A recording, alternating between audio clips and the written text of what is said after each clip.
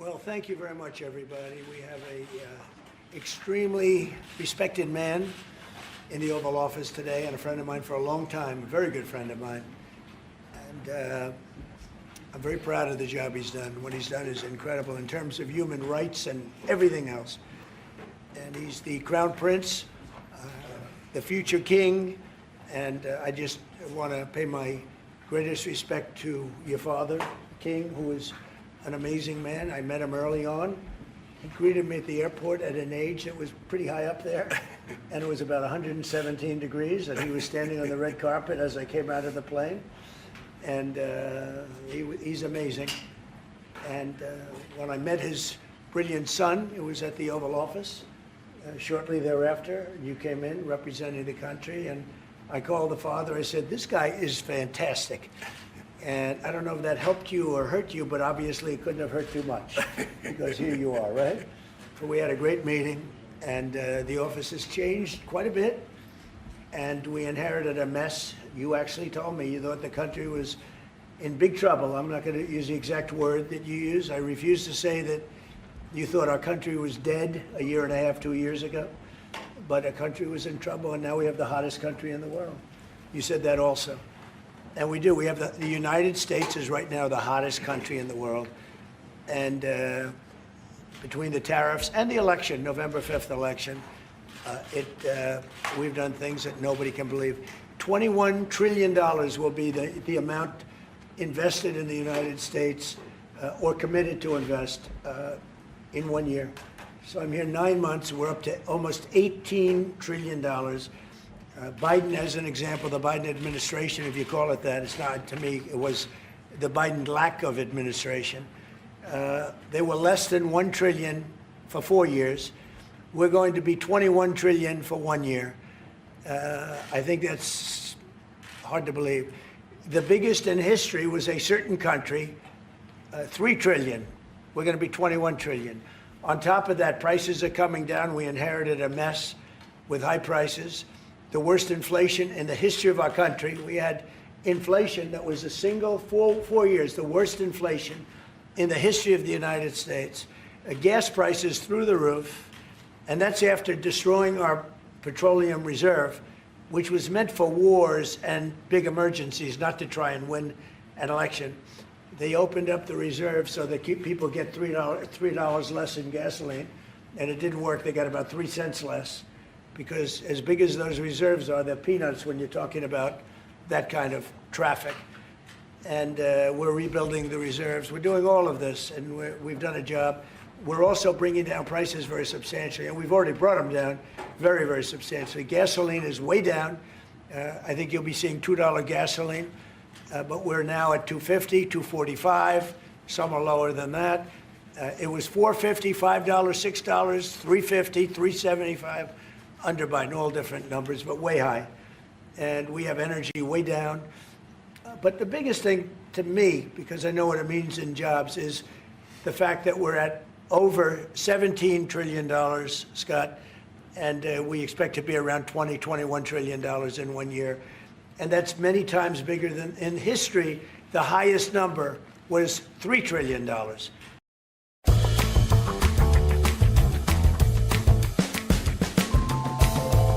Plants, all American workers.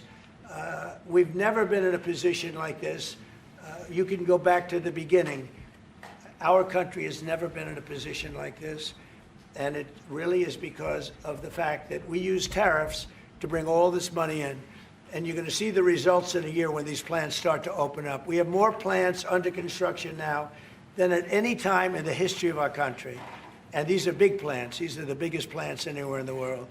And I want to thank you because you've agreed to invest $600 billion into the United States. And because he's my friend, he might make it $1 trillion, but I'm going to have to work on him.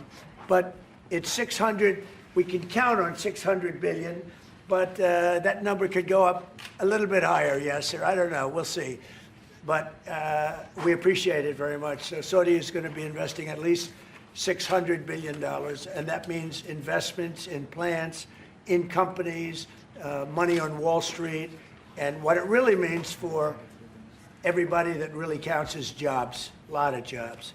We have a lot of jobs. So I just want to thank you. We've been really good friends for a long period of time. We've always been on the same side of every issue. I think we've done a great job in wiping out the nuclear capacity of Iran. Nobody else could have done that. No other president would have done it. We had the pilots in the Oval Office right here. We were celebrating a very successful attack. So I had them in with that beautiful B-2 bomber that's over there. And they said, sir, for 22 years, we practiced this attack. Our predecessors, these were very young guys, so 22 years, they said our predecessors and us practiced the attack on Iran, but no president ever gave us the go-ahead. 3 times a year they went out and they practiced the attack. Nobody let us do it until you came along, and I let them do it because it was the right thing to do. You can't have a nuclear Iran. And so we put you in a very good position. But I just want to say it's an honor to be your friend, and it's an honor that you're here. And if you'd like to say a few words, but thank you very much. Well, thank you, Mr. President. This relation has been a relation for about 9 decades, and we've been working together for a long time. But today it's a very important time in our history because there is also a lot of things that we're working on in the future. We believe in the future of the United States of America. We believe in what you're doing, Mr. President, really creating a lot of good things and good foundation to create more economic growth, more business in America. And it will also your work for the world peace. I believe, Mr. President, today and tomorrow we're going to announce that we are going to increase that $600 billion to almost $1 trillion of investment, real investment and real opportunity by details in many areas. And the agreement that we are signing today in many areas in technology, in AI, in rare earth materials, magnet, etc., that will create a lot of investment opportunities. So you are doing that now. You're saying to me now that the $600 billion will be $1 trillion. Definitely, because what we are signing, it will facilitate that, and we I like will that build very on much. it. Go ahead. He works hard. No, that's great. I appreciate that. That's great. We're doing numbers that nobody's ever done. And in all fairness, if you didn't see potential in the U.S., you wouldn't be doing that. Definitely. You don't want to lose money. As you said, Mr. President, it's the most hottest country in the planet. But what you're creating is not about opportunity today. It's about also long-term opportunity in the United States of America that will affect American economy positively in the next coming decades. Preparing the right foundation of emerging technologies, that's a game changer for America in a good way, and we want to be part of it. Yeah, we're doing really well. And this, you don't see what we're doing so much because we have, although the construction industry sees it.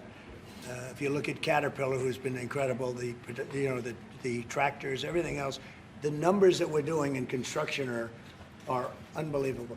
Some of the plants that we're building, AI, and they're building their own electric with the plant. I gave them the right to build their own electric with the plant because no country, frankly, will have this. China's working very hard to produce enough electric, but we're beating China substantially at AI, which is a big thing. And we had a great meeting 2 weeks ago with President Xi, but on AI, we're doing well. And I have a man, David Rommel. Yes, sir. David, could you say a few words about what you're seeing on the job front and all of the, some of the assets, and also how we've been helped by the Saudis in terms of the kind of investment they've made, please. Yeah, most certainly. Thank you for the opportunity. I am a facility leader for GE Vernova, and if you look at the landscape for GE Vernova investment, over $750 million in the U.S. focused on true manufacturing jobs here stateside.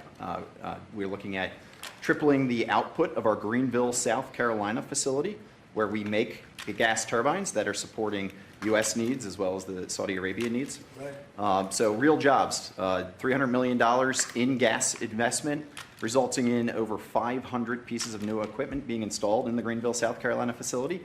That translates into roughly 1,800 jobs across the board for GE Vernova as we try to scale capacity to be able to meet this demand. Along with that, we're partnering with local communities to build the skill set that's required to meet these capacity needs. So that talent pipeline is incredibly important. So it's real jobs in the manufacturing space. Well, you've been great, and thank you very much. And we love that state. I won that state by record numbers.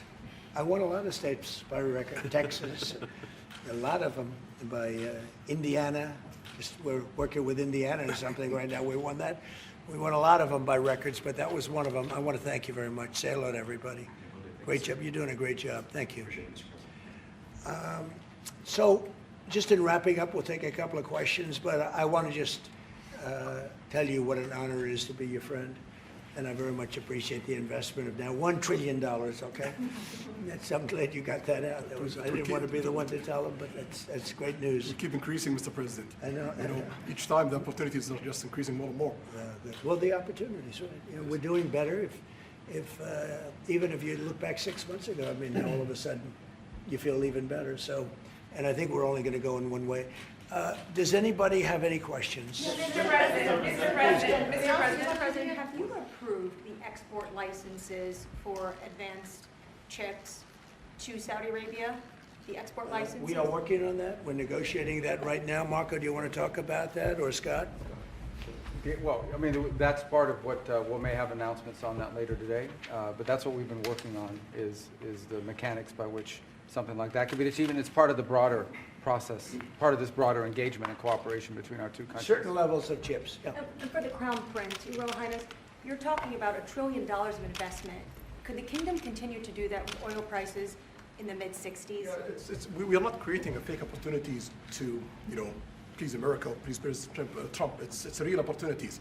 For example, when you ask about the AI and the chips, Saudi Arabia have a huge demand of, a huge need of computing power, and we're going to spend in the short term around $50 billion by consuming those semiconductors for our needs in Saudi Arabia. And with the agreement that we're going to have with North America, that will allow us to focus that consuming power in the short term by $50 billion from the South America, and long term with hundreds of billions of dollars in the long term. So there's a lot of real opportunities that fit to our need in Saudi Arabia and fit to our investment strategy.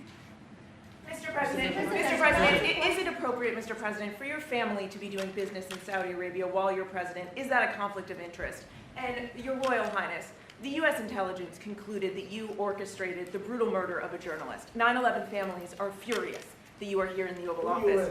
Why should Americans trust you? And the same to you, Mr. President. Now, who are you with? I'm with ABC News, sir. You're with who? ABC News, sir. Fake news, ABC fake news, one of the But the worst, question is one of the legitimate, worst sir. in the business. But I'll answer your question. Thank you. I have nothing to do with the family business. I have left, and when I've devoted 100% of my energy. What my family does is fine. They do business all over. They've done very little with Saudi Arabia, actually. I'm sure they could do a lot. And anything they've done has been very good. That's what we've done. We've built a tremendous business for a long time. I've been very successful. I decided to leave that success behind and make America very successful. And I've made America more successful by far than it ever was, and that it ever could have been, no matter who was president. There would be nobody bringing in $21 trillion, that I can tell you right now. As far as this gentleman is concerned, he's done a phenomenal job. You're mentioning somebody that was extremely controversial. A lot of people didn't like that gentleman that you're talking about. Whether you like him or didn't like him, things happen. But he knew nothing about it, and we can leave it at that. You don't have to embarrass our guest by asking a question like that. Okay, since you asked, Mr. President, please, go ahead. you allow me to answer. I feel painful about, the families of 9/11 in America, but, we have to focus on reality. Reality based on CIA documents and based on a lot of documents that Osama bin Laden, he used Saudi people in that event for one main purpose, is to destroy this relation, to destroy the American-Saudi relation. That's the purpose of 9/11. So whoever buying that means they are helping Osama bin Laden's purpose of destroying this relation. He knows that strong relation between America and Saudi Arabia, it's bad for extremism, it's bad for terrorism. And we have to approve him wrong and to build our relation, to continue developing our relation. It's critical in the safety of the world. It's critical against extremism and terrorism. About the journalists, it's really painful to hear, anyone that been losing his life for, no real purpose or not in a legal way, and it's been painful for us in Saudi Arabia. We've did all the right steps of investigation, etc., in Saudi Arabia, and we've improved our system to be sure that nothing happened like that, and it's painful and it's a huge mistake, and we are doing our best that this doesn't happen again. Mr. President, Mr. President. this side, Mr. Thank you, President. Mr. President. The Crown Prince has been instrumental in helping lifting the sanctions on Syria. Will there be any joint investment between the U.S. and Syria? And will you visit Damascus? Are you from Syria? No, but Where are you from? I'm from Palestine. Oh, you're making a lot of progress, huh? Very good. Well, they like me. The Palestinians like me. The Palestinians are doing very well, actually. I think we're working very closely with a lot of people to make everybody happy, including Israel, the Palestinians, and everybody. That's very interesting. No, I think that I will tell you, the Crown Prince called me, and he specifically asked me if I would lift the sanctions on Syria, because he wants to see Syria make it. As you know, the leader of Syria was just here, and we had a great meeting, and he's a strong guy, and I guess you need a strong person to run it. And I think Syria's made tremendous progress. We did lift the sanctions at the request of the Crown Prince. Also, the president of Turkey, Erdogan, called me specifically. He said, you know, if you don't lift the sanctions, Syria doesn't have a chance. If you do, they have a very good chance. And between the two of them and some others, I lifted the sanctions. And the results so far have been pretty good. Mr. President, you are President, can I ask you a question about the F-35s that are being sold to Saudi Arabia? Are these the same ones that are being used by the Israeli military? And if so, how does that allow for the qualitative military edge for Israel? And then I want to ask you, because you brought up the plight of the Palestinians, are you aware of relocation flights to South Africa that are taking place right now? Which flights? There are relocation flights that are taking place. Some Palestinians are being charged up to $2,000 I'm a not going to seat. South Africa for the G20 because I think their policies on the extermination of people are unacceptable. So I'm not going, so I won't refer to anything having to do with South Africa. South Africa has behaved extremely badly. But I will say that when you look at the F-35 and you're asking me, is it the same? I think it's going to be pretty similar, yeah. You know, How will that this affect- is a great ally, and Israel's a great ally. And I know they'd like you to get planes of reduced caliber. I don't think that makes you too happy. They've been a great ally. Israel's been a great ally. And we're looking at that exactly right now. But as far as I'm concerned, I think they are both at a level where they should get top of the line. Yes, please. Can I just quickly ask for the Crown Prince, if I could just ask about the direct talks between U.S. It's all right. and Steve, 1 second. Go ahead. Have you reached an agreement on a U.S.-Saudi defense treaty today? And are you going to bring up the Abraham Accords in your discussion? I already brought them up. What did you say? I think I got a positive response. Would you like to respond? Yeah, so I'll put you on the spot. yeah, so definitely we believe having a good relation with all Middle Eastern countries, it's a good thing, and we want to be part of the Ibrahim Accord, but we want also to be sure that we secure a clear path of two-state solution. And today we have a healthy discussion with Mr. President that we're going to work on that to be sure that we can prepare the right situation as soon as possible to have that. I think we're, you know, I don't want to use the word commitment, but we've had a very good talk on the Abraham Accords. We talked about one state, two state. You know, we talked about a lot of things in a short period of time. We'll be discussing it further, too. But I think you have a very good feeling toward the Abraham Accords. Yes, definitely, Mr. President. We want peace for the Israelis. We want peace for the Palestinians. We want them to coexist peacefully in the region. And we will do our best to reach that day. And the defense agreement, have you reached agreement on that? We pretty much have. Mr. President, Question for the Crown Prince, if I could just finish. We have reached agreement on that. I wanted to ask you about the direct talks between the United States and Iran. Have you been fully briefed on that, and are you concerned at all about how this might impact Saudi security interests? Well, we are close ally. We'll be working closely together on that issue, and we will do our best to help to reach a deal between the United States of America and Iran. And we believe it's good for Iran's future to have a good deal that will satisfy the region and the world and the United States of America. So we will do our best to see that day happen. And by the way, Iran does want to make a deal. I can say I think they very badly want to make a deal. I am totally open to it, and we're talking to them, and we start a process. But it would be a nice thing to have a deal with Iran, and we could have done it before the war, but that didn't work out. And something will happen there, I think. But they would very much like, I mean, they may say something else, but they would very much like to have a deal. Mr. President, you announced Yeah. that you are going to sell 35 F-35 Say jets. it. You said you are planning to sell the F-35 jets to Saudi Arabia. Yeah. Is it part of the security agreement? And how you assess the defense partnership between Saudi Arabia and the United States? And the question for the Well, no, I just said it, though. I mean, we're gonna sell them F-35s. That's the end of the question, I Is guess. it part of the security agreement or no? No, we're gonna have a deal. They're gonna purchase F-35s. They're buying them from Lockheed, and it's a great plane. We make, by the way, the best military equipment. You saw that during the Iran little skirmish. We make the best planes, the best missiles. We make the best offensive missiles. We make the best military equipment in the world. Nice.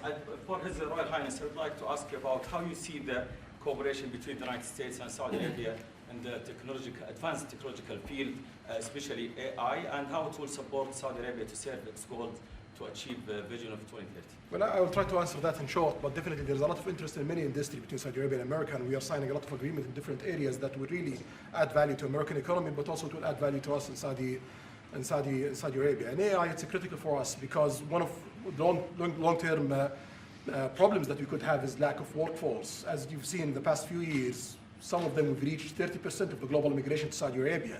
So we know that to assure the Saudi Arabia GDP growing, with the lack of workforce that we have, we need to use a lot of computing power to replace job in the long term. So that's huge demand in Saudi Arabia, and we want to link it to American. Steven, this credit improvement success-free by Credit Karma is stunning. Oh yeah, it's an elegant way. So there's a lot of opportunities in that area. And we're also involved in AI in Saudi Arabia. So we're working, and we're leading by a lot on AI. Actually a lot. China would be in second place, but we're leading by a lot. And I have to say this, and our relationship with China has been very good. And as far as buying our farm products, they're pretty much on schedule, Scott. I'd like you to call them, say if they could speed it up, it would be good. Okay, but they're pretty much on schedule. Yeah, sorry, Lydia, please. If I may, I have a question for both the Crown Prince and President. Who are you? Where are you from? Faisal Abbas from Arab News, Saudi Arabia, Your Excellency. It should be a friendly question. Your Royal Highness, just picking up on something you've just mentioned about how some people try to destroy the relationship between Saudi Arabia and the United States. Perhaps, since the launch of the vision, we've been used to having the bigger picture and that everything fits into the bigger picture. Might you want to elaborate a little bit about where is the relationship, the bilateral relationship, the strategic partnership between Saudi Arabia and the United States heading, and what's the big picture there? Well, I don't think it's a relation that we can replace it from the Saudi side or the American side. It's a critical relationship for our political attempt, for our economical attempt, for our security, for our military, for many things. And it has been there for 9 decades. And the opportunities that we have today, it's huge.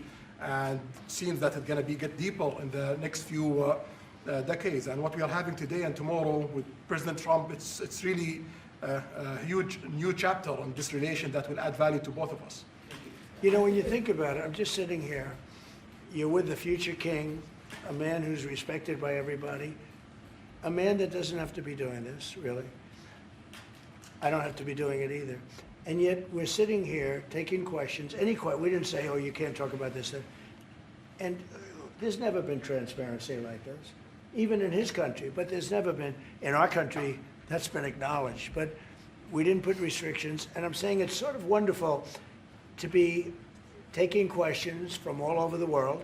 Everybody's here. This is just a small group representative of tremendous numbers of media that are outside, that are very jealous that these people were so selected.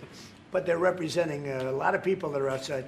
I think it's terrific that we can be sitting here being this open, and, I think it's really a wonderful thing. Yeah. If you don't mind, I have a personal question for you. Okay, here we go. I should have said that. So apart from everything you mentioned in your opening remarks, you forgot to mention that you've de-escalated 7 wars since you started. At least in our part of the world, you are seen as a peacemaker. And adding that to all the executive orders and everything else you've mentioned, I really have to wonder, in your speech in Saudi Arabia, I was there, You said that His Royal Highness does not sleep at night thinking how he does things better. We wonder in Saudi Arabia, how do you manage your own time, and what's your formula for He management? does not sleep much, and I don't sleep much. I think we have the same schedule. We're thinking about our countries. And if you sleep a lot and you're president, we just had one that slept more than any president. He broke every record. He sleeps all the time, during the day, during the night, on the beach. The only guy could fall asleep on the beach with the press watching. No, he's not a sleeper. I'm not a sleeper. We don't. We talk at night. We can talk. I can call him almost any time. He goes, hi, how you doing? It's like at craziest times. But no, when you love your job, when you love your country, and when you're in a position like we are, future king, highly respected, crown prince, and in my case, president, you're thinking about your country. You're thinking about making America great again. We're thinking about keeping Saudi Arabia strong and vital and in a pretty tough part of the world, tricky part, right? Tricky part, a lot of tricky people. But he thinks about his country and I think about my country. I don't want to sleep. President Trump, do you expect a formal civil nuclear deal to be reached soon? Can you talk to us about that aspect With of who? with Saudi Arabia? I can see that happening. Do you think that an agreement will happen today? It's not urgent. You know, it's always, when you have civil nuclear, but you have more oil than almost anybody else. We actually have more oil and gas than they do, but I refuse to say that. And We have more than, we have more than anybody, can you imagine? And on the F-35s, are those sales, Israel had reportedly wanted those sales to be conditioned on Saudi Arabia moving to normalized relations. Israel will be happy. Israel's going to be Is that a happy. condition of the F-35? Israel's aware, and they're going to be very happy. Okay? Robin? Yeah, please. Hello. Hi, hello. My name is Aman Hazani from Sharq al-Awsat newspaper, from Riyadh, of course. I have a question for the Crown Prince and for you, Mr. President. Crown Prince of Saudi Arabia, how much you expected from developing the cooperation with the United States in the field of new energy, AI, supply chain? How much you expected from that? No limit. We just continue pushing forward. There's no limit. So we just push forward for all the opportunities that we have. This is, you have to understand, this is really a great ally. Just the fact that they're now doing, I came in here at 6, I did not know that. I was pushing for the 1 trillion, but he didn't tell me that. Now he told me. This is a great ally of ours. You know, when you invest $1 trillion, that's national security for us too, because it creates jobs, it creates a lot of things. And I would say, Scott, right, when you hear one country is putting $1 trillion into the United States, that creates national security. And, you know, I think that they don't have to say that, but I think a big part of that is also the fact that tariffs are in play. But even beyond tariffs, that's a real ally that will do that. Creates a lot of power for the United States. We are also in Saudi Arabia very happy because this much of Saudi money is a function here, and of course it's come back for us for benefits. So it's complementary interest. So this is the I think what's different the friends and ally do. Well, look, I love the country of Saudi Arabia. I know the people very well. The level of treatment that we go when we go to Saudi Arabia is something that is incredible. And the people like us, and I think they really like America, especially when I'm president. I mean, I don't think they liked America so much maybe for 4 years recently. I think Obama treated Saudi Arabia very, very badly, as you know. And I think Biden didn't have any idea where the hell he was. I don't think Biden knew the difference. How would you describe the future relationship with Saudi Arabia? I mean, from the strategic aspects, how would you describe that? Say the relationship is with?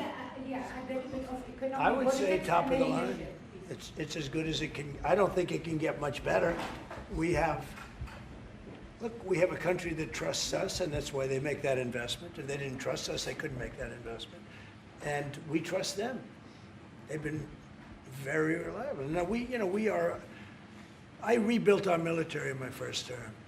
and we spent trillions of dollars, and we gave away some of it in Afghanistan stupidly because we had stupid people running our country. But we gave away, but that's, as much as it was, it's a tiny fraction of what we put here. And we're bringing our military to a new level, the highest level ever. We have those plants are going out. And again, it's all American jobs and everything, so it's good for a lot of reasons.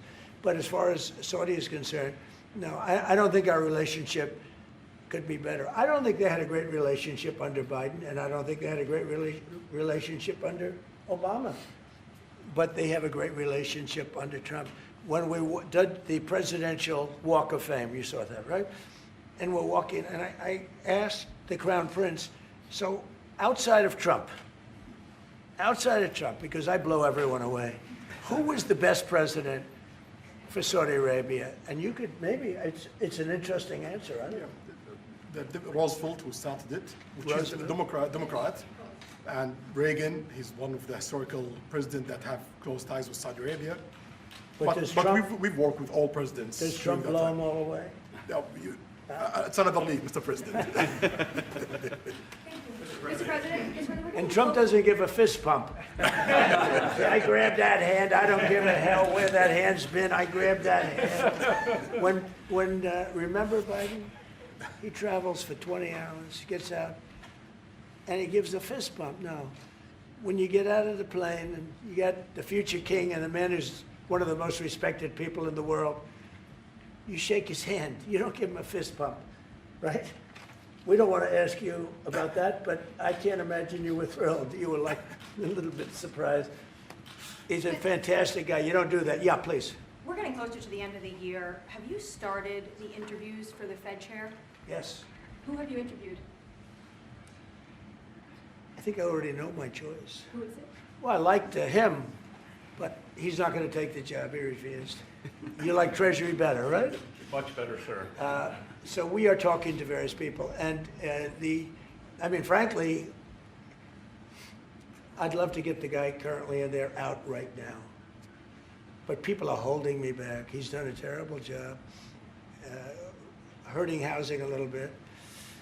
The truth is, we've been so successful, we've blown past his interest rate stupidity. He's been wrong. That's why I call him too late. He's too late. Jerome Too Late Powell. He was recommended to me by a guy that made a bad choice. And it's too bad. But despite that, it's having very little impact because we have all of these things happening.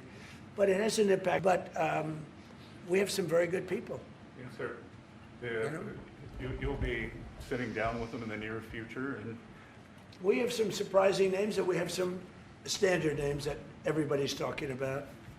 And we may go the standard way. It's nice to every once in a while go politically correct. But we have some great names. Steve, please. Have you talked to President Maduro of Venezuela yet? Are you still open to that? He wants to talk. Yes, sir. Yeah, I'm open to talk. I talk to everybody. But no, he wants to. They treated us very badly. They sent all of their prison population into the United States, and we're getting them out rapidly. But he sent all of his, and he sends drugs into the United States and other things. No, he treated us badly. He was dealing with a bad president, and he was able to get away. We have now, I think we have the strongest borders anywhere in the world. Nobody's coming in unless they come in legally. We've taken very weak borders where millions of people came in. For the last 6 months, I don't do these reports. They say 0 people have been able to come in. Is that pretty good? Mr. President, why wait for Congress to release the Epstein files? Why not just do it now? It's not the question that I mind, it's your attitude. I think you are a terrible reporter. It's the way you ask these questions. You start off with a man who's highly respected, asking him a horrible, insubordinate, and just a terrible question. And you could even ask that same exact question nicely. You're all psyched up. Somebody psychs you over at ABC. They're going to psych it. You're a terrible person and a terrible reporter. As far as the Epstein files is, I have nothing to do with Jeffrey Epstein. I threw him out of my club many years ago because I thought he was a sick pervert. And I guess I turned out to be right. But you know who does have? Bill Clinton, Larry Summers, who ran Harvard, was with him every single night, every single weekend. They lived together. They went to his island many times. I never did. Andrew Weissman, I hear. All these guys were friends of his. You don't even talk about those people. You just keep going on the Epstein files. And what the Epstein is a Democrat hoax to try and get me not to be able to talk about the $21 trillion that I talked about today. It's a hoax. Now, I just got a little report, and I put it in my pocket, of all the money that he's given to Democrats. He gave me none, zero, no money to me. But he gave money to Democrats. And people are wise to your hoax. And ABC's, your company, your crappy company, is one of the perpetrators. And I'll tell you something, So why not just sign it now? I think the license should be taken away from ABC because your news is so fake and it's so wrong. And we have a great commissioner, the chairman, who should look at that, because I think when you come in and when you're 97% negative to Trump and then Trump wins the election in a landslide, that means obviously your news is not credible and you're not credible as a reporter. So I've answered your question. You should go and look at the Democrats who received money from Epstein, who spent their time. Larry Summers was with him all the time. That creep, the fund guy, was with him all the time. What's his name? Who? Reid Hoffman. I don't know Reid Hoffman, but I know he spends a lot of money on the radical left. Reid Hoffman, in my opinion, should be under investigation. He's a sleazebag.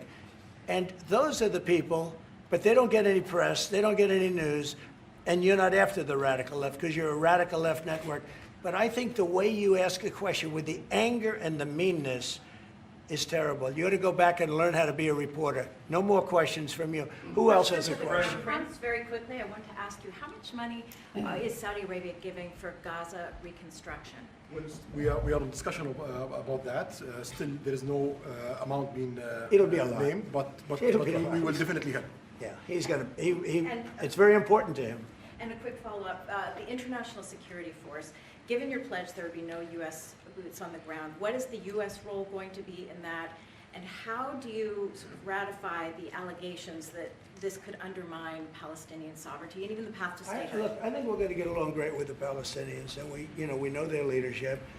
We just had a very, you hate to say war, but it was a war.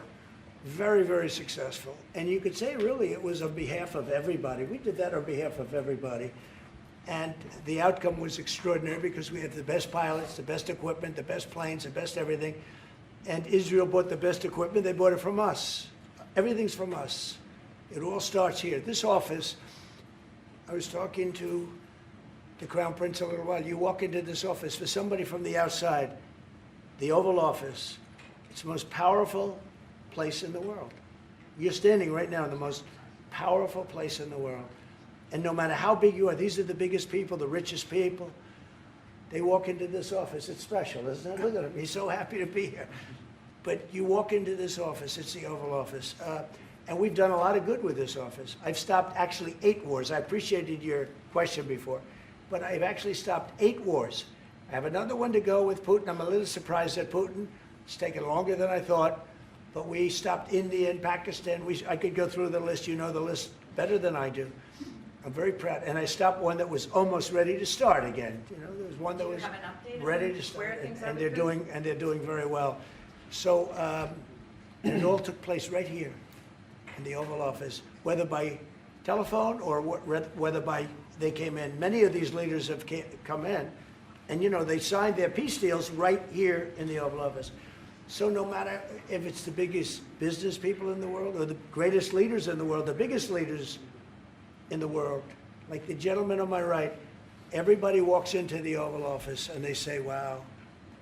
And now, by the way, the Oval Office is in the kind of condition that it should be in. Whether you look at the walk or the marble floors or anything down the road, we're fixing the White House. We're building one of the greatest ballrooms ever to be built. You know, we have an event tonight, and we're going to have about 118 people because we have a very small room. For 150 years, they've wanted a ballroom.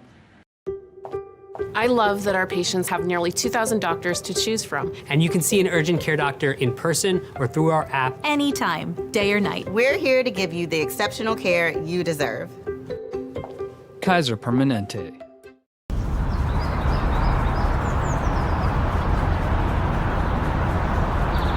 You go into a ballroom, it's a very small room. They've wanted a new ballroom for 150 years. We could have sold the big ballroom out 3 times in honor of this gentleman. So I made a lot of enemies because I have a lot of people that are invited tonight or are unable to come because of the size constraint. But you know what we'll do before I leave office? We'll have another dinner because we'll have it ready long before I leave office, and it's going to be beautiful. It's a very popular thing what we're doing. And by the way, no government funds. It's all put up private money, all private money. And in the case, I think it's there's a restriction on foreigners. Otherwise, I could have asked you just for a check, okay? But there's a restriction. These are all private individuals that put up a lot of money to build the ballroom. Not one penny is being used from the federal government. So it's really a nice thing. But I look forward to it. I just pointed it out. This would be a perfect night to have that ballroom open, Susie.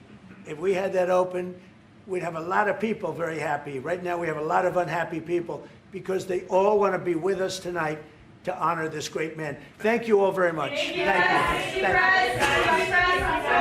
Thank you.